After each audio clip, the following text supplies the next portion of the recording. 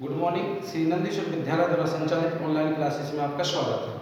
आज हम कक्षा 11वीं का विषय रसायन अध्याय 6 ऊष्मागतिकी पढ़ रहे हैं। तो रासायनिक ऊष्मागतिकी के लिए अपन इसके पहले पढ़ चुके थे कि आपकी जो निकाय या तंत्र होते हैं वो कैसे होते हैं, वो कितने प्रकार के होते हैं। अब अपन सीधा आ गए हैं एंथैल्पी, HY एंथैल्पी परिवर्तन जो है डेल्टा H क्या होते हैं, क्या कहलाते हैं। तो देखो एंथैल्पी है ना, एंथैल्पी को हम H के द्वारा प्रदर्शित करते हैं। एंथैल्पी होती क्या है, इसके लिए अपन एक एग्जाम्पल लेते हैं कि अधिकांश भौतिक प्रक्रम एवं रासायनिक परिवर्तन खुले वातावरण या खुले पात्र में ही होते हैं। तो उदाहरण के लिए प्रयोगशाला में होने वाली अधिकतर जो क्रियाएं होती हैं वो खुले फ्लास्क के परख नली में होती हैं। तो इन क्रियाओं में दाब तो स्थिर रहता है परंतु आयतन परिवर्तन होता है।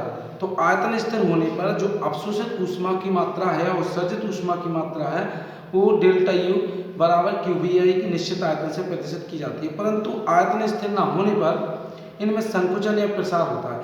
यदि प्रसार होता है तो स्थिर दाब के विरुद्ध कार्य करने के लिए ऊष्मा का उपयोग किया जाता है, और यदि इसमें उसे ऊष्मा निकलती है तो जिससे निकाय की जो ऊष्मा है स्थिर आयतन में उपस्थित ऊष्मा से कम होती है। तो इसी प्रकार संकुचन में तंत्र पर कार्य किया जाता है। तो इस प्रकार अपन बोलते हैं कि सभी प्रकार की जो ऊष्मा होती है, अपशोषित ऊष्मा, उत्सर्जित ऊष्मा, उसको अपन आंतरिक ऊर्जा यानी कि डेल्टा यू बोल रहे थे। तो अब अपन आ गए डेल्टा एच के। डेल्टा एच है क्या, तो देखो स्थिर दाब पर किसी तंत्र की कुल अंतर्निहित ऊष्मा को ही हम एंथैल्पी कहते हो। एंथैल्पी को H के द्वारा प्रदर्शित करते हैं। तो अगर हम बात करें डेफिनेशन की, तो डेफिनेशन आप इस प्रकार से दे सकते हो कि ये H है एंथैल्पी बराबर U प्लस PV। तो P स्थिर दाब होता है, तो स्थिर दाब पर V आयतन हो गया और U आंतरिक ऊर्जा हो गई। तो अपन बोल सकते हैं आंतरिक ऊर्जा तथा दाब और आयतन के गुणनफल के योग को हम एंथैल्पी कहते हैं। यानी कि आंतरिक ऊर्जा, दाब तथा आयतन के गुणनफल के योग को हम एंथैल्पी कहते हैं। आपकी डेफिनेशन इसके आधार पर डेल्टा H बराबर delta U P delta V हमें ज्ञात करना है। तो मान लीजिए कि किसी निकाय को अगर हमने किसी तंत्र को Q ऊष्मा दी, या अपन ने मान लिया कि जो एंथैल्पी परिवर्तन है वो H1 और E को U1 प्लस P V1, क्योंकि दाब स्थिर है तो हमने इसी प्रकार इसको समीकरण नाम 1 दे दिया। अगर हम इसके आधार पर अगर हम ऊर्जा बढ़ाएं तो अंतिम अवस्था में ऊर्जा कैसी हो सकती है, H2 U2 प्लस PV2। इसको हमने समीकरण 2 नाम दे दिया। अगर 2 नाम दिया तो इसके आधार पर हम समीकरण 1 व समीकरण 2 को घटा सकते हैं। अगर घटाएंगे तो निम्न प्रकार से इसको हम लिख सकते हैं। हम समीकरण 2 में से समीकरण 1 को घटाने पर तो H2 माइनस H1 बराबर हम इसके लिए लिखेंगे तो U2 प्लस PV2। जब इसको सब्ट्रैक्ट करते हैं तो इनके लिए जो अगली वाली संख्या होती है उसको हम ब्रैकेट में लिखना होता है। तो U1 प्लस PV1। इसके आधार पर आपने इसको इस प्रकार लिख लिया तो अपन डेल्टा H2 माइनस H1 को डेल्टा H लिख सकते हैं। H2 माइनस H1 को बराबर U2 प्लस PV2 माइनस इसका जब ब्रैकेट खोलेंगे तो U1 माइनस हो जाएगा प्लस का PV1। अब इसी के आधार पर अपन आगे चलते हैं तो डेल्टा H बराबर हम आंतरिक ऊर्जा जो अंतिम है, अंतिम के पास में हम प्रारंभ को ले आएंगे तो U2 माइनस U1, फिर हमने प्लस PV2 माइनस PV1 लिख लिया। तो डेल्टा H बराबर U2 माइनस U1 है, U2 माइनस U1 को लिखा तो अपन लिख सकते हैं डेल्टा U प्लस, दोनों में P कॉमन हो रहा तो P कॉमन लिख लेंगे तो यहाँ बचेगा V2 माइनस V1। तो डेल्टा H बराबर डेल्टा U प्लस P, इसको लिख सकते हैं अपन डेल्टा V। इसी प्रकार आंतरिक ऊर्जा डेल्टा H बराबर delta U plus P delta V आपका सिद्ध हो गया। इसी का आधार पर अपन लिख सकते हैं डेफिनेशन फिर से कि स्थिर दाब पर जो एंथैल्पी है आंतरिक ऊर्जा में परिवर्तन और प्रसार की यांत्रिक कार्य के योग के बराबर होती है। इस प्रकार हमारा व्यंजक ये समाप्त हुआ। अपन अब देखते हैं हेस का नियम किस प्रकार है। तो हम बात कर रहे थे हेस के नियम की। तो हेस का नियम है क्या। तो देखो हेस का नियम हेस नामक वैज्ञानिक ने दिया था। इसके आधार पर अपन हेस के नियम की परिभाषा देते तो किसी के लिए भी ये सभी अपक्रियाओं के लिए लागू होता है कि हेस का नियम है क्या। तो हेस के नियम के अनुसार अपन बोल सकते हैं कि कोई भी रासायनिक अपक्रिया एक से अनेक पदों में कराई जाए तो उसमें उत्पन्न ऊष्मा या अवशोषित ऊष्मा की मात्रा हमेशा नियत रहती है। अगर हम एक एग्जाम्पल लेते हैं कि अगर मान लीजिए कि ये कोई अभिकारक है, कोई ए से कोई बी उत्पाद में अब बदलता है, तो यहाँ से यहाँ तक पूरी अपक्रिया होने में मान लीजिए कि जो एंथैल्पी परिवर्तन होता है वो केवल डेल्टा एच का होता है।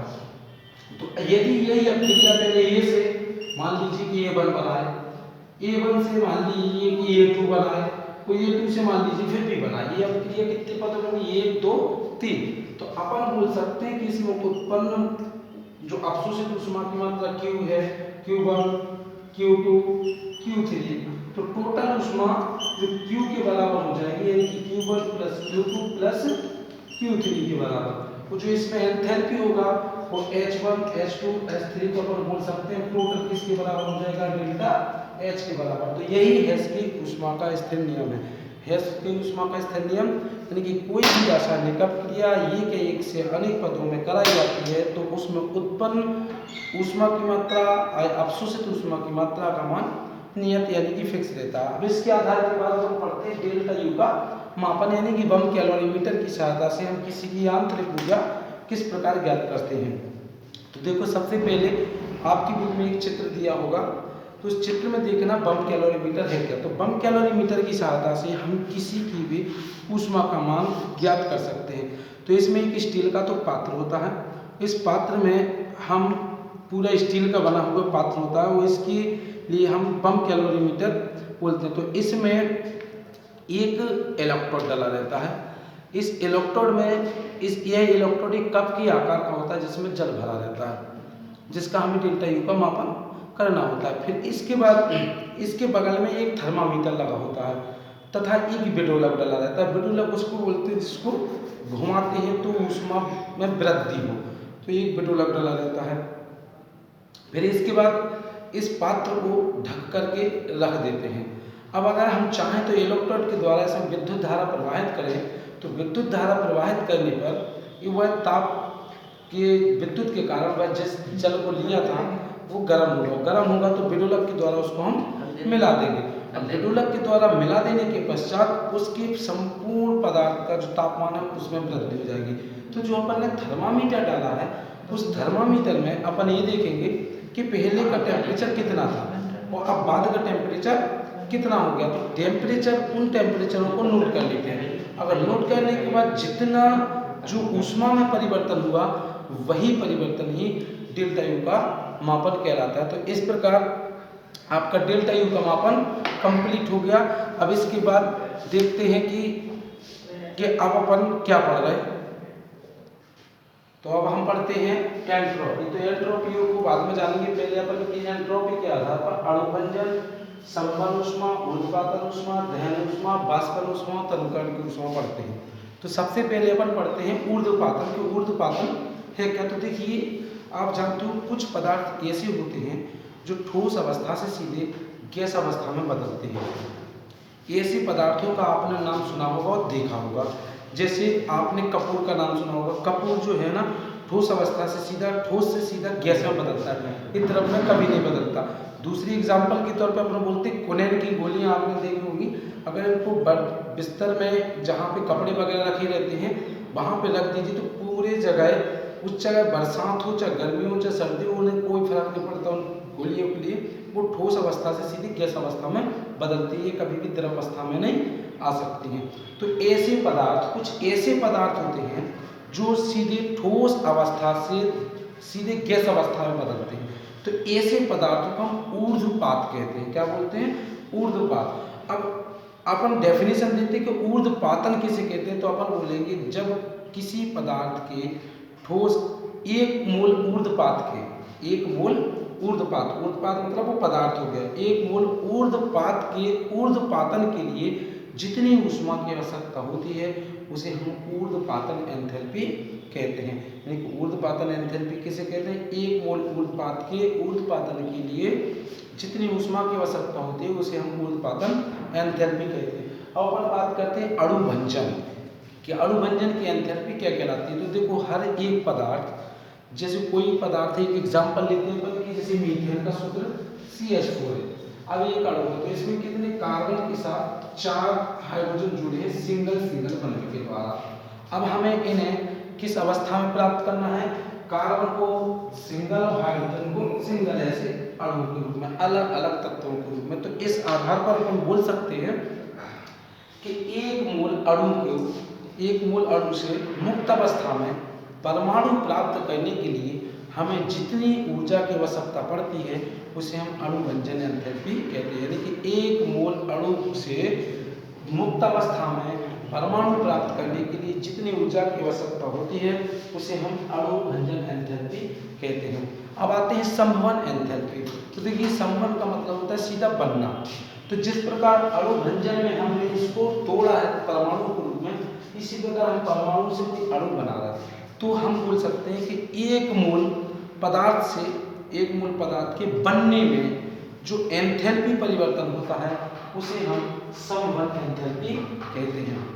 अब इसके बाद आते हैं अपन दहन एंथैल्पी किसे कहते हैं। तो दहन का मतलब होता है जलाना।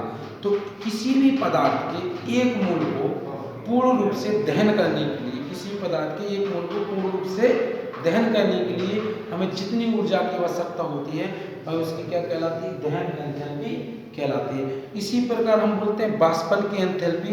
तो बाष्पन के लिए मतलब किसी भी पदार्थ के एक मोल को बाष्प में बदलने के लिए जितनी ऊर्जा की आवश्यकता पड़ती है ताकि उनका साम्य स्थापित हो जाए, तो इसके लिए अपन क्या बोलते हैं? बाष्पन की एंथैल्पी बोलते हैं। अब तनुकरण किसे कहते हैं? हर एक पदार्थ की एक निश्चित सांद्रता होती है, अगर उस निश्चित सांद्रता से उसको हमें तनु करना है तो एक मोल पदार्थ को दी गई सांद्रता से उसे तनु करने के लिए तो कुछ ऊष्मा अवशोषित हो सकती है, कुछ उत्सर्जित हो सकती है। तो अवशोषित ऊष्मा की मात्रा उस पदार्थ की तनुकरण की एंथैल्पी कहलाती है। इस प्रकार आज के आपके कुछ एंट्रोपी के कुछ बिंदु समाप्त हो गए। इनके जो बिंदु बचे होंगे आपको नेक्स्ट वीडियो में प्राप्त हो जाएंगे। अगर आपको किसी बात की समस्या है तो विद्यालय में आकर के संबंधित टीचर से संपर्क कर सकते हैं। Thank you.